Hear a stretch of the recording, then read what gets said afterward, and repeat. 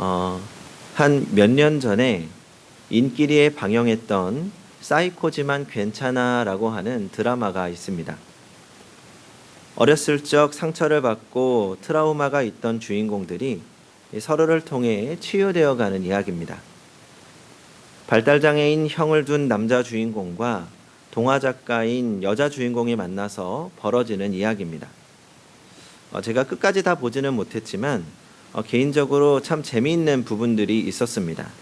특히 이 여주인공이 쓴 좀비 아이라는 동화의 내용이 특히 인상적이었습니다.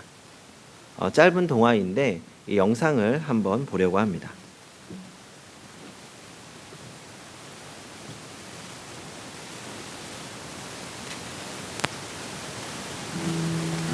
어느 작은 마을에 한 사내 아이가 태어났어.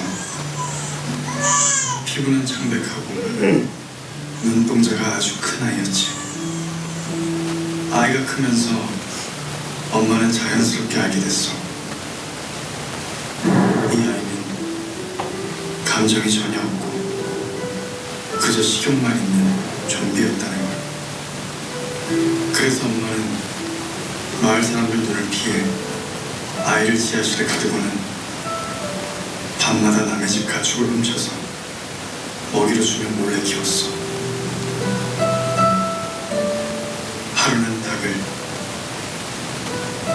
하루는 돼지를. 그렇게 여러 해가 지난 어느 날 마을에 역병이 돌아서 남은 가축들이 다 죽고 사람들도 많이 죽어. 그나마 산 사람들은 마을을 모두 떠나버렸지.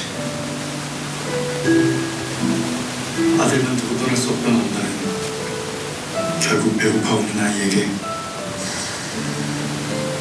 자신의 다리 한쪽을 잘라주고 다음엔 팔 한쪽을 잘라주고 그렇게 다 주고 결국엔 몸통만 남아서는 마지막으로 아이의 품속에 스스로 들어가 자기의 남은 몸을 맡기지. 몸통만 남은 엄마를 아이가 양팔로 꽉 끌어안으며 처음으로 한마디를 해. 엄마는 참 따뜻하구나.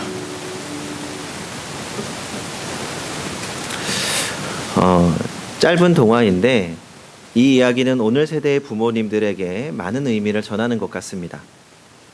자녀를 사랑하지 않는 부모는 없습니다. 물론 마음에 병이 든 부모님들 중에는 자녀를 버리거나 학대하는 사람들도 있지만 거의 모든 부모님은 자신의 자녀를 사랑하고 그 자녀가 잘 되기를 바랍니다.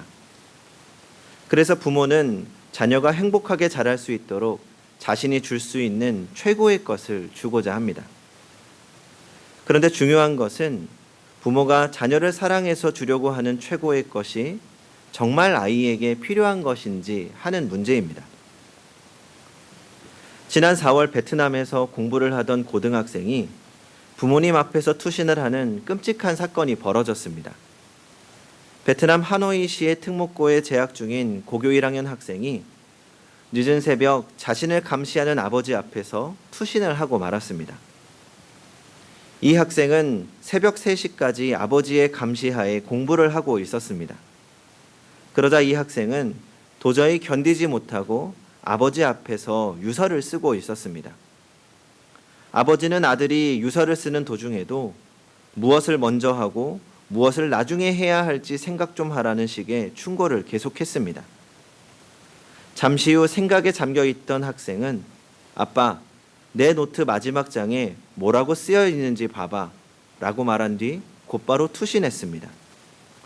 놀란 아버지는 믿을 수 없는 상황에 집 밖으로 뛰쳐나가 보았지만 이미 아들은 세상을 떠나고 말았습니다. 아들이 남긴 유서에는 이렇게 적혀 있었습니다. 앞으로도 이런 엄마를 견뎌야 하는 내 여동생을 생각하면 안타깝다. 엄마는 정말 많은 관심을 보냈지만 항상 지나쳤다. 안녕, 관심 없고 다혈질이 나빠. 사건 현장에 담긴 영상은 SNS로 퍼져나갔고 그 영상조차 아버지가 아이를 감시하기 위해 설치한 감시 카메라에 담긴 모습이라고 합니다. 이러한 이야기가 우리에게 낯설지 않게 들리는 것은 우리나라에서도 종종 벌어지는 가슴 아픈 사건이기 때문입니다. 부모가 자녀에게 공부 열심히 하라고 하는 이유, 다 자식을 사랑하고 자식을 위해서입니다. 사회가 얼마나 치열한지, 얼마나 냉정한지 알기 때문에 자녀가 조금이라도 그런 냉혹한 현실에서 버텨내고 잘 살았으면 하는 마음 때문입니다. 그래서 우리는 자녀가 조금이라도 더 열심히 공부해서 더 좋은 대학에 가기를 바랍니다. 조금이라도 더 크고 연봉이 높은 회사에 취직하기를 바랍니다. 조금이라도 더 경제력이 있는 배우자를 만나기 원합니다. 당연한 일입니다. 그리고 현실에서 버텨내기 위해서 반드시 필요한 부분이기도 하지요. 그러나 이러한 것들이 자녀에게 필요한 가장 중요한 것이라고 생각하고 그것만을 제공하기 위해 노력한다면 큰 실수가 될 수 있습니다. 부모가 자녀를 사랑하는 마음은 누구와도 비교할 수 없지만 오히려 그 일방적인 사랑 때문에 자녀에게 정말 필요한 것은 놓칠 수 있기 때문입니다. 그러면 우리가 정말 사랑하는 자녀에게 물려주어야 할 것이 무엇인지 오늘 말씀을 통해 생각해 보려고 합니다. 본문 4절입니다. 같이 한번 읽어보겠습니다. 4절의 앞부분입니다. 또 아비들아 너희 자녀를 노엽게 하지 말고, 여기까지. 먼저 부모가 자녀를 건강하게 양육하기 위해서 하지 말아야 할 부정적인 행동에 대해 말씀하고 있습니다. 자녀를 노엽게 하지 말라고 말합니다. 여기에 노엽게 한다라는 말은 단순하게 자녀가 화를 나지 않게 하거나 감정을 상하게 하는 것만을 의미하지 않습니다. 이 노엽게 하다는 헬라어로 파로르기제테라고 하는데 배가 항해를 하는데 바람을 없앤다라는 말에서 유래했습니다. 바람이 없으면 배는 앞으로 나갈 수 없는 것처럼 자녀를 노엽게 하는 것은 자녀가 성장하고 발전할 수 있는 바람을 없애는 것과 같습니다. 그러니까 순간의 감정을 상하게 하는 것으로 끝나지 않고 용기를 꺾어버리고 낙심하고 좌절하게 만든다는 것입니다. 아동 심리학에서는 자녀를 노엽게 하고 낙심시키는 경우를 크게 10가지로 설명합니다. 첫째, 자녀에게 능력 이상을 요구할 때. 둘째, 자녀에게 감당할 수 없을 정도로 여러 가지를 배우게 할 때. 셋째, 자녀에게 부모의 권위를 남용할 때. 넷째, 자녀에게 비합리적인 것을 요구할 때. 다섯째, 부모의 말과 행동이 다를 때. 여섯째, 부모 세대를 기준으로 자녀를 평가할 때. 일곱째, 자녀를 과잉 보호하며 지나치게 통제할 때. 여덟 번째, 자녀에게 사랑 대신에 돈이나 그 밖의 것을 주는 것으로 부모의 책임을 다했다고 할 때. 아홉 번째, 부모가 싸울 때. 열 번째, 다른 형제나 아이들과 비교할 때입니다. 어떻습니까? 충분히 이해되는 부분들이 있습니다. 그러면서 또 아이러니한 부분들도 있습니다. 말씀드린 10가지 중에 첫째로 자녀에게 능력 이상을 요구할 때, 그리고 감당할 수 없을 정도로 여러 가지를 배우게 할 때, 그리고 부모 세대를 기준으로 평가할 때, 과잉 보호할 때, 또 돈이나 그 밖의 것을 열심히 주려고 할 때, 이런 것들을 보면 자녀들이 미워서 하는 행동일까요? 그렇지 않습니다. 자녀를 사랑하고 자녀가 잘 되라고 하는 행동들입니다.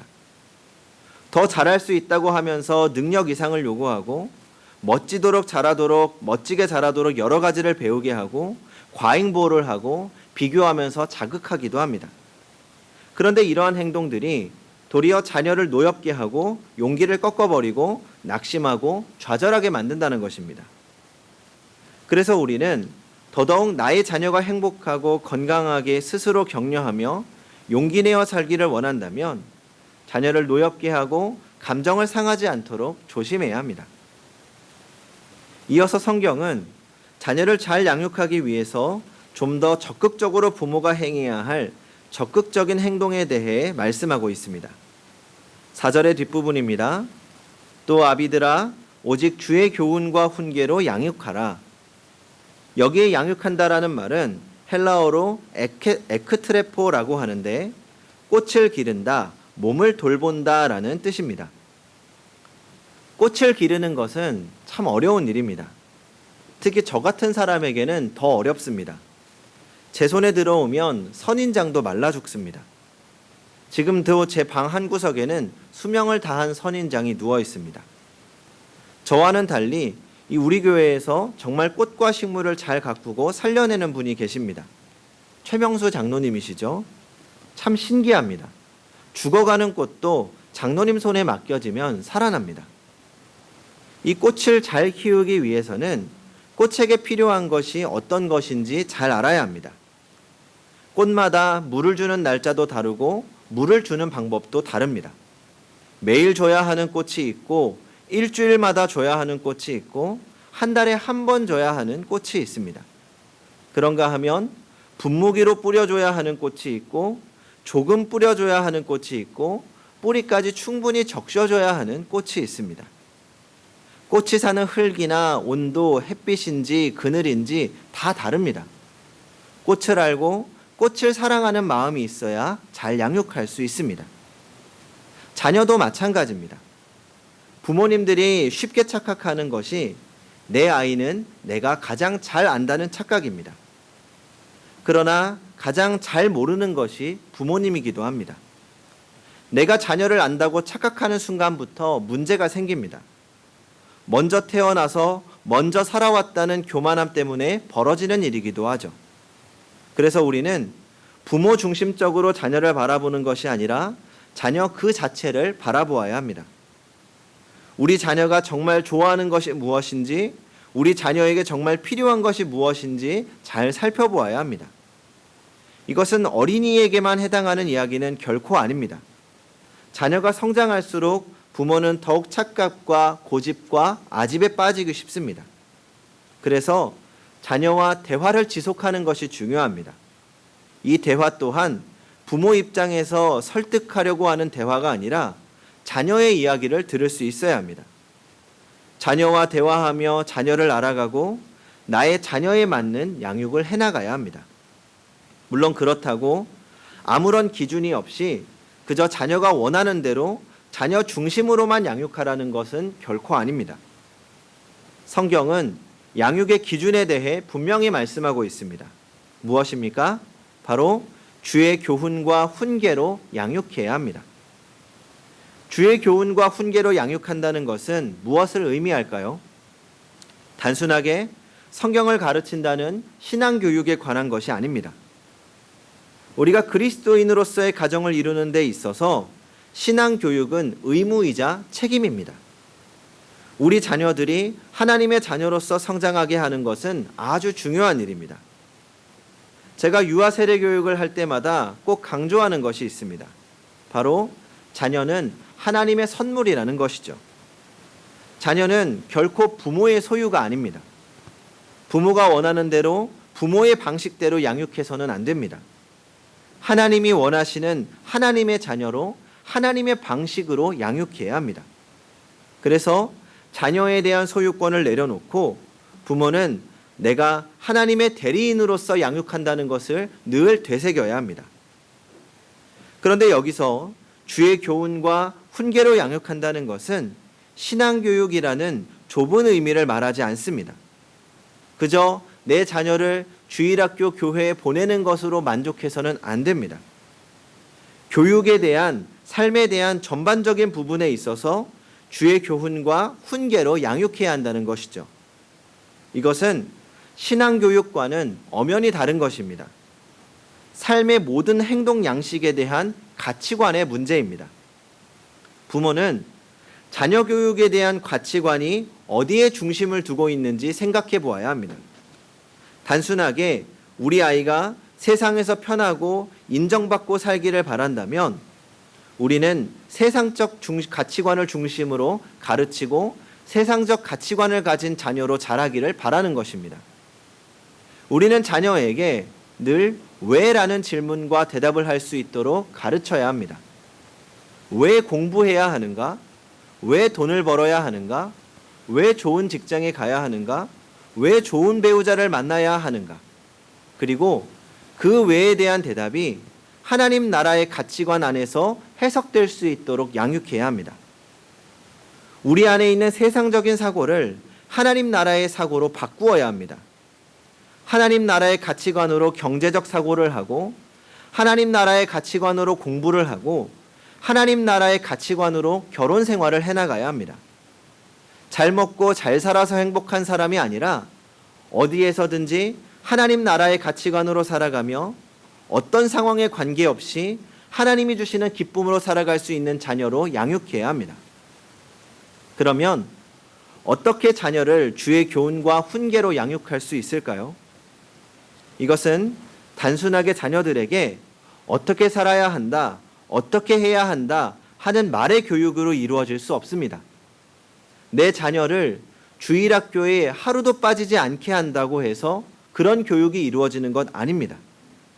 그 어떤 것보다 중요한 것은 부모가 주의 교훈과 훈계로 살아가는 모습을 보여주어야 하는 것입니다. 한 엄마가 어린 딸을 데리고 서점에 가서 네가 보고 싶은 책을 골라라 라고 말했습니다. 잠시 후에 딸이 골라놓은 책을 보니 올바른 자녀 양육법이라는 책이었습니다. 엄마가 물었습니다. 아니, 너 왜 이 책을 골랐니? 그러자 어린 딸이 대답합니다. 아, 엄마가 나를 제대로 양육시키고 있는지 좀 보려고요. 자녀들은 부모가 어떤 마음과 어떤 생각을 갖고 자신들을 양육하는지 다 알고 있습니다. 그리고 그것을 자연스럽게 배워나갑니다. 성경에서도 그 사실을 잘 보여주고 있습니다. 신명기 6장 5절부터 9절입니다. 너는 마음을 다하고 성품을 다하고 힘을 다하여 내 하나님 여호와를 사랑하라. 오늘날 내가 내게 명하는 이 말씀을 너는 마음에 새기고 내 자녀에게 부지런히 가르치며 집에 앉았을 때에든지 길에 행할 때에든지 누웠을 때에든지 일어날 때에든지 이 말씀을 강론할 것이며 너는 또 그것을 내 손목에 매어 기호를 삼으며 내 미간에 붙여 표를 삼고 또 내 집 문설주와 바깥문에 기록할지니라. 이 쉐마는 이스라엘의 신앙교육의 핵심을 담고 있습니다. 그런데 이 신앙교육의 핵심을 살펴보면 두 가지로 나누어져 있습니다. 먼저 자녀들에게 어떻게 가르쳐야 하는지를 기록하고 있습니다. 부지런히 가르치고 언제 어디서나 늘 강론할 것을 말합니다. 그러니까 이 자녀에 대한 신앙교육을 타인에게 맡기는 것이 아니라 부모가 책임져야 한다는 것입니다. 그런데 더 중요한 것은 그 다음입니다. 너는 또 그것을 내 손목에 매어 기호로 삼으며 내 미간에 붙여 표를 삼고 내 집 문설주와 바깥문에 기록하라고 하셨습니다. 자녀의 손목에 매어 자녀의 미간에 붙이라고 하지 않았습니다. 너의 손목과 너의 미간에 붙이라고 하셨습니다. 부모가 먼저 예수 그리스도를 본받아 주의 교훈과 훈계를 내 것으로 만든 후에 자녀들을 양육하라는 것입니다. 최고의 스승은 부모입니다. 자녀들은 부모의 가치관에 따른 말과 행동을 자연스럽게 배워나갑니다. 그러므로 부모는 자녀들에게 최고의 스승이 되고자 스스로 기도하며 스스로 본을 보임에 최선의 노력을 다하는 부모가 되어야 합니다. 그런 면에서 저는 지난 성경 암송대회가 조그마한 감동이 되었습니다. 참여한 모든 분들이 열심히 노력하셨다는 것이 보입니다. 그런데 특히 저에게 감동되었던 부분이 있습니다. 먼저는 어린아이들도 할 수 있을 만큼 최선을 다해서 성경을 암송하며 함께 했던 것이고 그 자리에서 아이들의 부모님들이 멋진 모습을 보여주었다는 것입니다. 부모님들이 열심히 말씀을 외우고 또 최선을 다하는 모습을 보면서 자녀들도 자연스럽게 말씀을 소중하게 여길 것이라고 생각합니다. 그리고 제가 더 기도했던 것은 그렇게 함께했던 부모님들이 말씀을 암송하는 것에서 끝나는 것이 아니라 그 말씀을 암송한 대로 그 말씀대로 주의 교훈대로 살아갈 때 그 자녀들이 부모를 본받아 주의 교훈으로 살아갈 것이라고 기대했기 때문입니다. 성도 여러분, 부모가 자녀에게 줄 수 있는 가장 좋은 것은 바르고 건강한 가치관입니다. 낮은 수준의 도덕적 가치관이 아니라 가장 높은 하나님 나라의 가치관을 선물해 주어야 합니다. 그러므로 맡겨진 자녀를 하나님의 것으로 가르치시기 바랍니다. 하나님의 마음으로 양육하십시오. 하나님의 사랑으로 교훈하며 용기를 주시기 바랍니다. 무엇보다 부모가 먼저 주의 교훈으로 무장하고 자녀들에게 본이 되어서 자녀들에게 가장 좋은 하나님 나라를 물려줄 수 있는 성도님들이 되시기 바랍니다. 기도하겠습니다.